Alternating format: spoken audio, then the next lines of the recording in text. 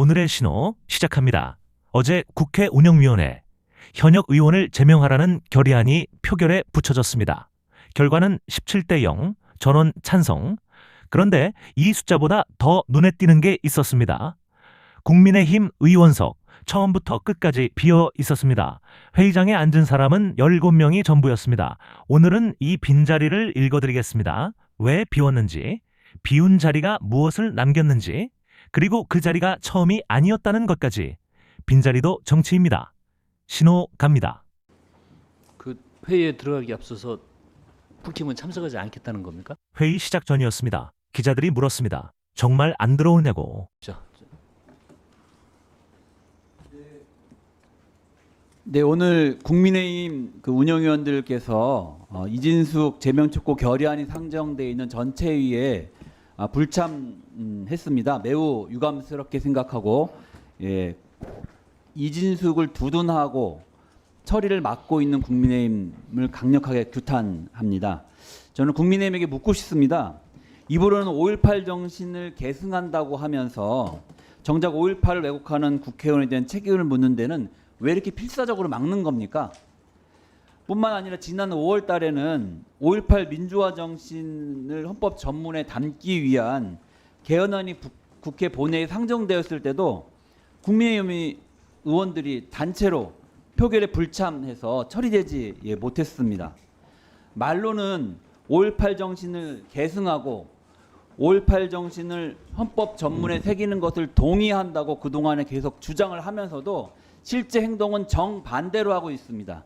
오히려 거꾸로 역사를 왜곡하는 행위를 옹호하고 사실상의 역사 왜곡 쿠데타를 동조하고 있는 것이라고 이제 생각을 합니다.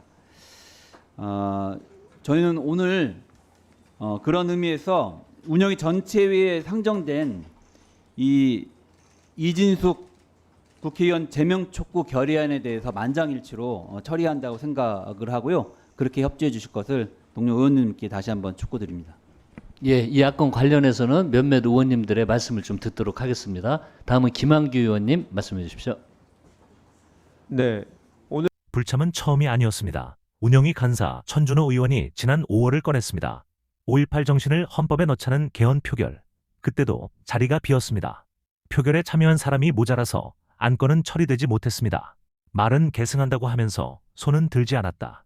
천준호 의원의 지적입니다. 투표 방법을 설명드리겠습니다. 위원님들께서는 배부해드린 명패와 투표 용지를 가지고 회의장에 설치된 기포소로 가셔서 투표 용지에 가 불안에 한글 또는 한자로 가 또는 부로 기재하신 후 명패는 명패함에 투표 용지는 투표함에 각각 넣어주시면 되겠습니다.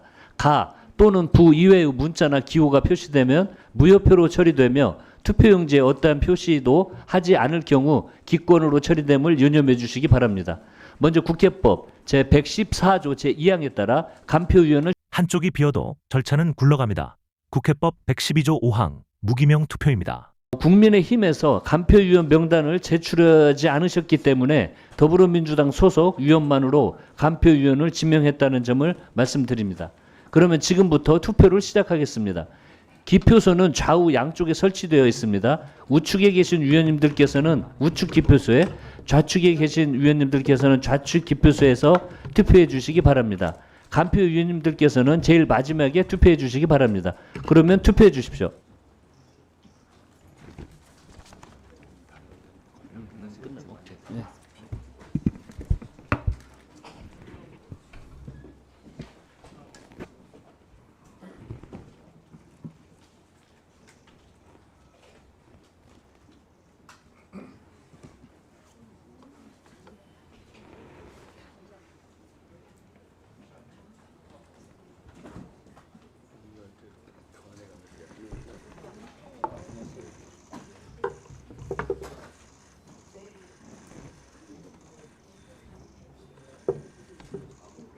그리고 여기서 빨간불이 켜집니다. 표를 세는 사람, 간표위원이라고 합니다.